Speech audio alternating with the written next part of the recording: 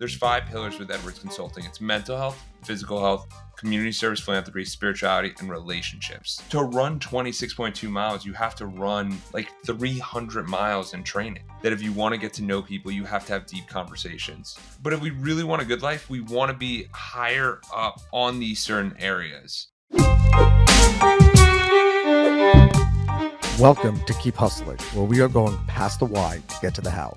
I'm your host, the always hustling Aaron Gordon, aka NY Risk Advisor, aka Mr. Keep Hustling. In this podcast, we will be diving deep into the professional and personal successes of our guests to find out how they hustled through the most difficult times in their life and their development to achieve the success they've gotten to today. So buckle up for what hopes to be an amazing ride. And of course, now and always, keep hustling.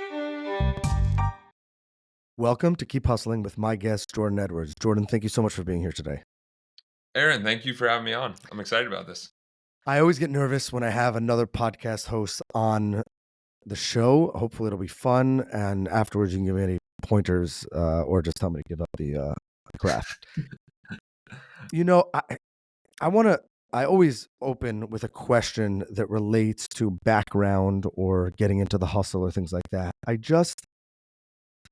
I have interviewed a lot of consultants, coaches, advisors as part of this journey on Keep Hustling. And each one has a unique perspective on hustle, obviously, and how people can maximize their hustle and how people can really achieve their dreams. Your journey is one that includes a few things that no one else that I've interviewed included. So I want to frame you becoming a podcast host, you working with some of the most influential business leaders in the world, but I want you to take us to the framing of marathons, Inca Trail. That vibe is the wrong word, but you know what I mean? It's not the average consultant personality. Yeah. Hobby. So you know what I mean? yeah, It's like, where does that come from, 100%.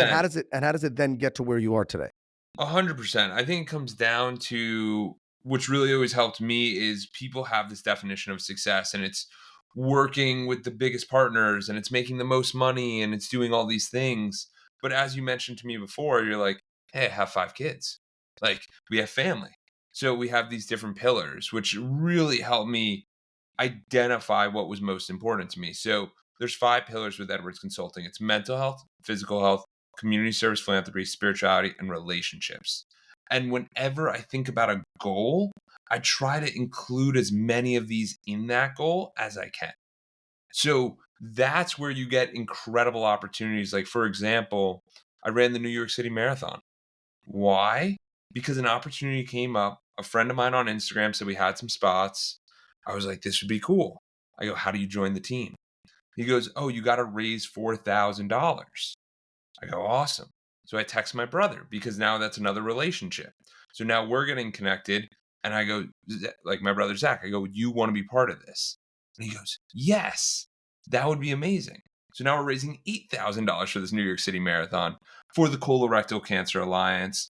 And we have to run a marathon. So you got mental health, physical health, you got relationships, and then you also got community service aspect because we're raising money for these organizations that need it. So you start to realize like the more of these pillars you can put in, the better experience you can have. And that's why I've always redefined hustle as like, it's not just, hey, let me get the most clients, let me work the whole time, but it's how do we optimize our hustle in all the different areas of our life? I love that. And I have said multiple times, people are going to hate that I keep saying this, that I believe that hustle is about each person defining and then redefining over the course of their life. You can't have your hustle can't be the same when you're almost 40 years old with 5 kids as it is when you're 16 and you think that maybe one day you'll be a professional basketball player. Those two, they don't work. Now it's that internal drive for a person is there and should be cultivated. And that's what I think hustle is about. But I've said multiple times, but my wife, who spends the majority of her time dealing with a household of 5 kids, is a greater hustler than I am, who is the host of the Keep Hustling podcast. I think that there is definitely something there. And first of all, what year did you run the New York City Marathon? 2021. Okay, because my twin brother ran it in 2024. Oh, He wants awesome. to do it again in 2025. I do not. It's not. It's shocking. I know it's going to shock you. Not on my bucket list. I have a lot of comments about people that run marathons. Like nobody who runs marathons as part of their training does a marathon, which means that you realize that the actual day of the marathon is a certain level of insanity. And Yes. but if you train hard enough to run a marathon, then you can eat a dozen Krispy Kreme donuts. Well, So fine. the most interesting thing about the marathon, and I think a lot of us start to realize this when we're in our business ventures or life ventures or whatever we're doing, you start to realize, like, to run 26.2 miles, you have to run, like, 300 miles in training, which is bizarre. So it's 10 times the effort that you originally thought to finish the task. That's You know what I true, mean? but you know the other part about it, and I'm glad we're talking about this because I think it really drives on hustle, and I learned this from my brother, who, as I said, ran the marathon. First of all, the amount of people that, especially in the New York City Marathon, do the marathon, right? I'm going to say run the marathon, because their goal is to complete it. And Yes. by the way, I've never walked 26.2 miles either. I've never crawled 26.2 miles. So anybody who can do that has a certain level of my respect and admiration. But it's not like you have to run it, right? You like it's not like there's a time limit other than it becoming too dark. But you know what I mean? Like the average person, if you're walking at a decent pace, you can finish the New York City Marathon. And Absolutely. there's two things about that. I think that there's two things I would love to hear your perspective because you did it. One is, so why do more people not do it? Right? Again, Yeah. putting the time aside, the average person can find 6 or 7 hours on a Sunday and have a great time and walk and achieve this thing. Yet most people think the barrier to entry is higher. Yes. But the other part of it, which I was joking about before, but I mean this seriously, is nobody, when as part of the training, nobody runs 26.2 miles. You build up to it, but as far as every person I've spoken to Of course. says maybe 18, maybe 19, maybe Yeah. as you're building up your training, and certainly not the week before. The week before you're doing 10 or 12 or whatever. Yeah. Which means that when a person gets to the moment of execution of the task, to borrow your percentages, you're talking about a 20 to 25% delta of the longest distance they've ever run in their training. So forget about the fact that you're training 10 times against the output, which is a good point that you're making. The people have no idea whether they're going to be able to do it other than their own grit and determination. Yeah. Right? And I'm not talking about professional marathon runners. I'm talking about like my brother. Those people said, okay, we're going to follow the regiment. The most we're ever going to run is 3 weeks before we're going to try to run 18 miles. Yeah. 18 is not even close to 26.2. It's not even close. If you think about the effort and the difficulty and things like that. Yet people, that comes from here. That comes from the heart. Those last Absolutely. those last 8 miles. So I didn't mean to go off on that tangent, but I'm No, happy you you're brought good. that up. You're good. It becomes quite interesting. I remember running my first one in 2019, and we were in Lake Tahoe. So I'm training in Tampa at 0 elevation, and then in Lake Tahoe, it's 6,000 feet elevation. And I remember running with one of the guys, and he literally goes, "Yeah, once you get to mile 20, that's the halfway mark." I go, "What?" He goes, "That's halfway." And I'm like, "Geez Louise." So I'm running, I'm doing this thing, and in both marathons, I felt it. Where you're absolutely right. Those last 20 to 26.2 miles are incredibly difficult. But that feeling on the other side of I've actually done this, because it's so important for the audience to realize that we're not actually talking about running here. We're talking about life. Like, we're talking about expanding what we believe to be possible. And when you asked me, you said, why would someone do this? Why don't more people do it? It's because they don't have the belief. So originally, when I did this, it was 2018, and I set 3 goals for myself for the year, because I sat there and I realized when I looked at the year, most people do a year in review, which is valuable, yes. But going forward, what are you going to do? So most people want to do resolutions. I don't have, like, you got resolutions, but let's set AKA future goals. failures. Yeah, let's set goals and be held accountable, because most people fail by February. So I sat there and I go, a marathon. I can do that in a year. I can November. do this in a year. Yes. And that was what it took for me to do the marathon and get serious about it, because I said, when have I ever held myself accountable? When have I ever really been serious about something? And at that point in my life, like, I graduated college, I studied, I did all that stuff, but there's something different when you go, "Hey, I'm setting a goal for myself, and I'm gonna manage myself, and I'm gonna make myself do it."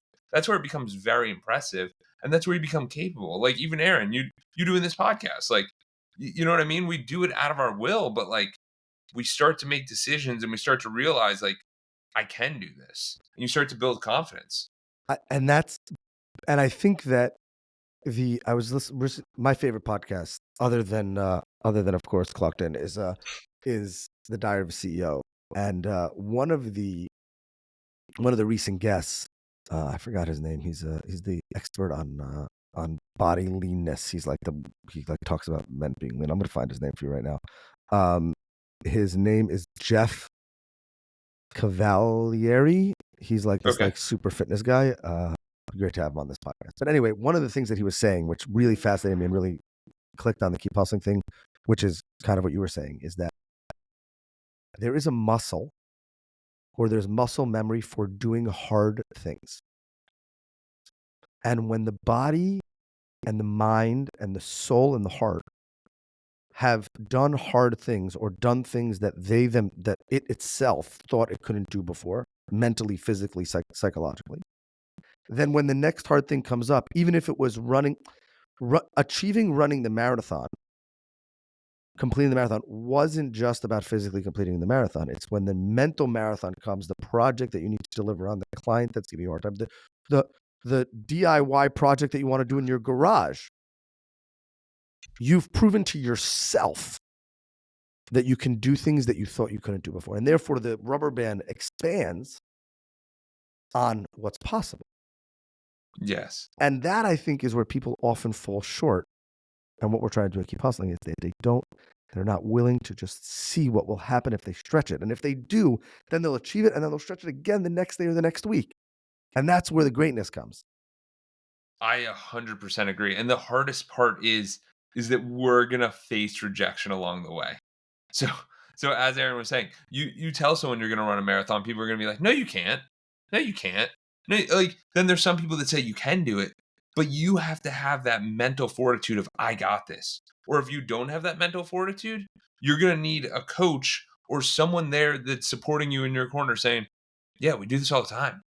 So you might even need to get involved in like a running community where there many people who have completed marathons. And you start to realize this. And again, for the audience, we're not talking about running here. We're talking about life. Like we're talking about everything. Like and you start to realize it. Like when Aaron tells me he's got 5 kids, I go, "How? That's incredible." Like I married I really, really outkicked my coverage. I want to ask you, I love that. I want to ask you about the 5 pillars. So you Yes. mentioned the 5 pillars before. Can you repeat them? Because I have a question about them. Yeah, it's mental health, physical health, community service philanthropy, spirituality, and relationships.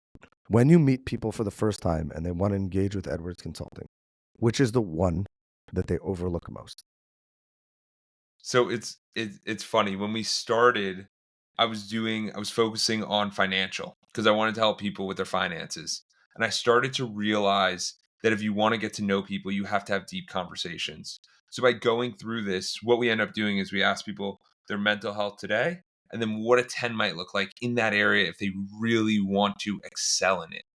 And what ends up happening is many people are very so when you go through mental and physical health, that's very like self-serving. You know what I mean? Like when you're operating at a high level, that's very self.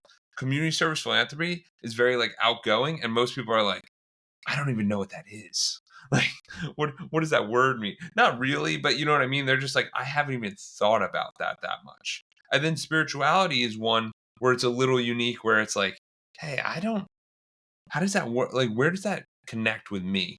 So, what I've realized is that there's many areas of life, and sometimes we're a 10 in all of them. Sometimes we're a 3 in all of them, but sometimes we're a 10 in a few and 3 in a few.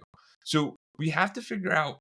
But if we really want a good life, we want to be higher up on these certain areas. So, I mean, the biggest ones that I'm always seeing people work with, obviously, overarching is financial. People are always like, tell me more about this. How does this work? You got some mental blocks that a lot of people are facing. Like I did a group coaching call this morning and I said, hey, if money was abundant in your life, what would you change? One. And then two, how would your mindset change? And everyone was like, I might stop worrying. I would stop worrying so much about these things that aren't so important. And then I'm like, there's also homeless people in India who don't worry about money at all because they're looking at a different scoreboard. You know what I mean? And you start to realize these things. But do you believe that the average person can change their scoreboard, or should view at a different meaning? uh, it is true that there are people that always have it worse and always have it better. But in the end of the day, Yeah. I'm playing with the deck of cards that I have. Yeah. So, and I'm challenging you a little bit on it. I hope that's okay. But like, Yeah, of course. I love that. it's all well and good to hear about the person in India who doesn't have any food. Yeah. To me, that's equally as useless, quote unquote. And let me finish before you get upset, because I want to hear your response.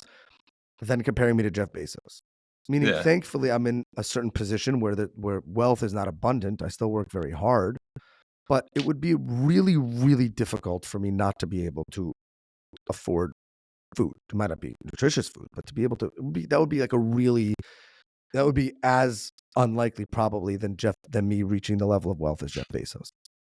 But yet, somehow, people can associate more with the downward scoreboard, quote unquote, the person who has no food, than the upward scoreboard, when really the distance might be the same. That's interesting. That's really interesting. Um, that's really, yeah, because I mean, with financials, I think it comes down to habits. Like I think habits are what hold us But, back. but do you hear what I'm saying? I mean, like when you said that, your Yeah. immediate reaction from the group, and Well, I think it would be in any group, was, "Wow, that's powerful." But but the original question was, what if wealth was abundant and nobody was thinking that before? Nobody was thinking, what if I was Elon Musk? What if I had $200 billion? yeah. Nobody ever thinks that. Yeah. And what's interesting is that I think that, especially as it relates to people's hustle, it's like people will always tick to the negative. And if you tick to the negative, it's much Yes. harder. The other four pillars, your spirituality is taken down, your mental health is taken down, your physical health is taken down. And yet, Yeah. if you played to the higher, Yes. both equally as unlikely in the scenario that we're painting.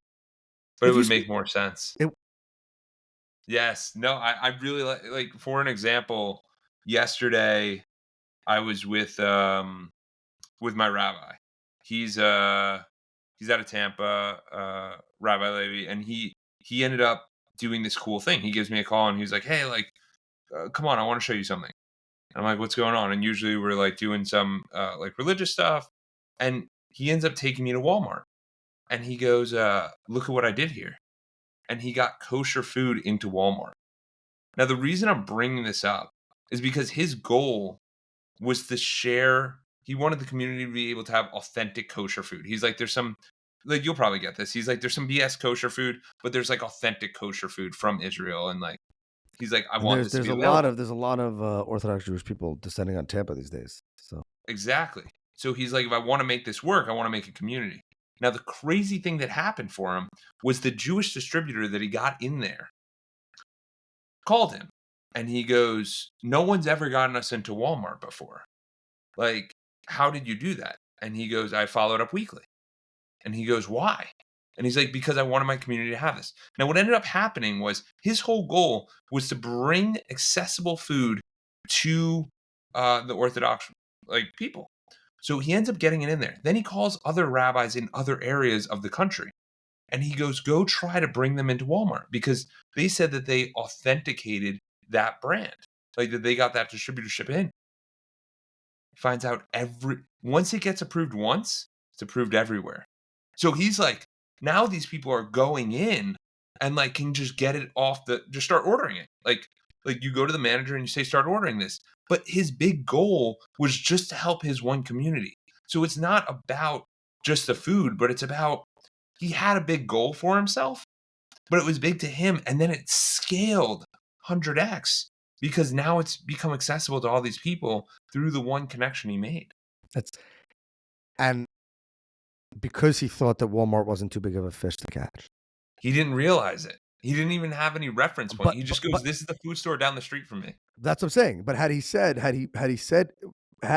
in his mindset, oh, that's Walmart, and they probably have a procurement department that's in some corporate office that you're never going to get to, he never would have done it, because sometimes people feel that the goal is it's too far.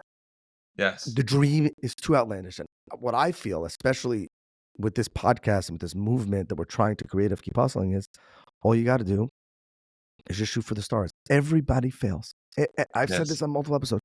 Everybody fails. Nobody wants to see the skeletons, the business skeletons in the most successful people in the world's closets. Nobody. Maybe we should. And that's what the conversation is about. But I feel that so many people shoot so low because it's easier to drop to the lowest common denominator than it is to shoot for the highest one. And by the way, when you do, you can run the marathon. You can achieve. Yes. So Yeah. I No, don't. I think that's awesome. 'Cause I want to know. Okay, I'm gonna go on a little bit of a keep hustling tangent, just because this let's has do been an it. intense conversation. So I read your bio, so I'm getting excited about having it here on the table. 25 countries. This is gonna be controversial, so we're gonna have some fun here.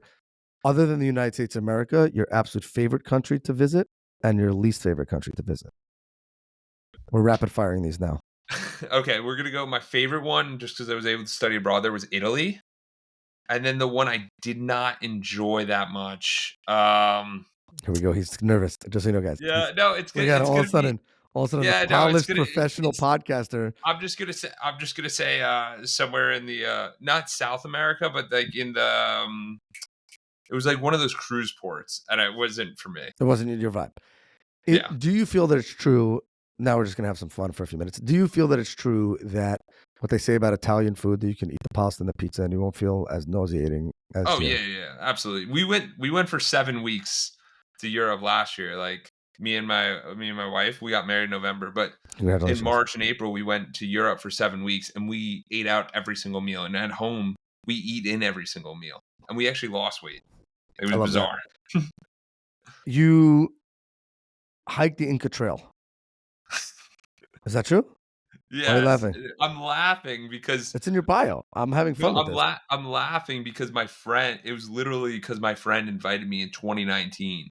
We had to delay this because of COVID 3 plus times, and when we ended up going, it was the first hike, like, it's a 4-day hike. So it was the first hike from Cusco that they had in, like, 18 months.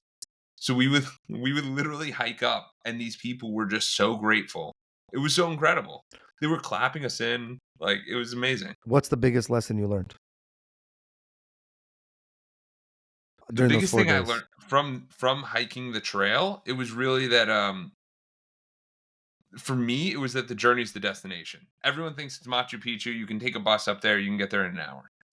We hiked for 4 days. Like, it was ridiculous. But that's where you learn everything, and that's where you start to enjoy stuff, and I started to realize that, like, I'm not in a rush to go get to the next level. I'm not in a rush to do this biggest thing. Like, I'm on my own journey, as we all are, and we're gonna get there when we get there. Do you believe that people focus too much on the goal? I think sometimes they don't allow themselves to be happy during the portion of the journey, which is kind of a reframe, which is where a lot of us struggle, because we're so like, once I have this, I'll get there. Once I have this, I'll get there. And then you're like, I wasted 15 years and now I'm just upset. Like, Right. But I think also when people are enjoying the journey and embracing the journey, you also have a level of being able to be present and also pivot, yes. right? Like if I imagine that there's people who get on the trail or are on one of these journeys and weather or avalanche or a mudslide or something stops them. I mean, yeah, it's And also, yeah, so what I'm saying is, and if you're only focused on getting to X point, you won't say to yourself, I could totally see, like, I would love to do this and say, this is the craziest thing. I'm going to be able to go back and be able to say, we survived the mudslide. We went around it. There was a mudslide coming. This happened. It was like, what do you mean? But you never got there. yeah, Well, here's why I didn't get there. A bear came and there was chased by a lion. And I had taken my bow out, all this stuff. But yet, if you're only focused on the goal, and then that's the hustle culture that we're trying to break, because if you're only focused on the goal, then when you don't get to the goal, you feel like a failure, when really along the way, you've achieved so much of this success, and really you could parlay that into a better success. yes, yes, So, absolutely. I mean, we literally saw people, because the elevation's like 11, 12,000 feet elevation. We literally saw people have to go back. Like, I mean, I sheesh. completely agree. Yeah, I mean, you're up there. That's like 2 miles high. Like, it's no joke. And you start to realize that no matter, and the other really good thing about these people, where you start to realize you don't need that much. Like, We ended up going into Equidos afterwards, which is a jungle town. Literally, I go, "Where's the bathroom?" They just let me outside. Like, they're like, "Go outside." There's no infrastructure, no You're nothing. like, "Am I?" Like, I do that with my dog. I am the dog. I love that. I love the fact that you take people on the journey through the pillars, and each person has different focuses and reframes. And I feel like so many people don't realize that there are the 5 pillars. And if they Yes. would realize it, because I feel like also part of the idea, and correct me if I'm wrong on the 5 pillars, is if I am strong in one and I'm weak in the other, I can sometimes embrace the one I'm strong at or that I focus on, but also recalibrate to the other if it's not working. And so many people don't realize that we have multiple cylinders in our engine. Yeah, and it's this whole idea of, like, a recalibrate also. Like, for me, like, I don't think I'm the strongest spiritually, but how do I recalibrate it? I'm friends with a rabbi. Like, you know what I mean? If you get exposure to this stuff and you start to set up frequent meetings, then you're gonna get different areas of improvement. So it's just how important it is to you. And I think as you're seeing it a lot in our 20s where people and 30s where people are just going all in on work sometimes to be like, I want to make the money so I can get out. Some people are going the complete opposite direction. They're like, I don't want to work at all. And it's just realizing no matter what you do, you have to enjoy today, but you also have to set yourself up for tomorrow, which I think is one of the biggest things. And that's regarding mentally, physically, emotionally, financially, all of this, because it's not an easy journey. I think it's not easy, but I think that most people don't realize that you can achieve success. You can be Yes. successful in the journey if you take it that one step at a time. Because as I think we've been saying, right? If you focus on only how difficult the journey is, you'll never get started. If you never get started, you have zero chance of succeeding. Yeah, and the So other big thing, so the other part I didn't include was before we do the 5 pillars, we start off with a 5-year vision, like a really detailed vision. And the reason for that, you need to know what success means to you. Like, so I've talked to people and they're like, yo, success to me is I can do 10 push-ups. Someone else said success is I run 100 miles. Like, everyone has their own definition, but we don't take the time to do that. So I would definitely leave you with the audience realizing, like, hey, what is success to you? Is it the car house that America has sold us? Or is it traveling around and being completely nomadic? Or is it living on a boat? Or is it like being home? Like, it's whatever you want it to be. Like, you just define your version of success. I'm not saying I'm right, Aaron's not right, but it's what is success to you? And I don't think a lot of us think about that big question. I absolutely love that. We have a closed edition on this podcast where we ask our guests to leave us with their favorite motivational or inspirational quote. And with that, I'm going to say, Jordan Edwards, thank you for being here. Thank you for inspiring me. Thank you for inspiring me to things I'm never going to do, like run marathons. Although I don't want to say never. And everyone should check you out. All of your contact information is below. Check out the podcast. And I'll turn the floor over to you. Awesome. I really appreciate the time. And favorite quote, you miss all the shot. I think it's you miss all the shots you don't take by Wayne Gretzky. Or you miss 100% of the shots you don't take by Wayne Gretzky. And the reason for that is because we need to realize and we need to reframe what failure is and we need to reframe what rejection is and realize that in the beginning, we don't have anything. So if someone gives us an opportunity and then they reject us, cool. We got one meeting. And then if someone accepts us as a client, cool. Now we went from 0 and now we have one client. It's We lose that 100%. client. That's 100% improvement. Yes. And then we lose that client. We're back at 0, but we're back where we were before with more lessons, with more wisdom, with more experiences. So keep shooting the shot, keep trying, keep giving it your effort. And I really hope to connect with you guys soon. Just message me on Instagram. I'm pretty active on there. It's at Jordan F. Edwards, and we'll talk very soon. Thank you, Aaron. Awesome. This has been another episode of Keep Hustling. Remember, do well by doing good and always keep hustling.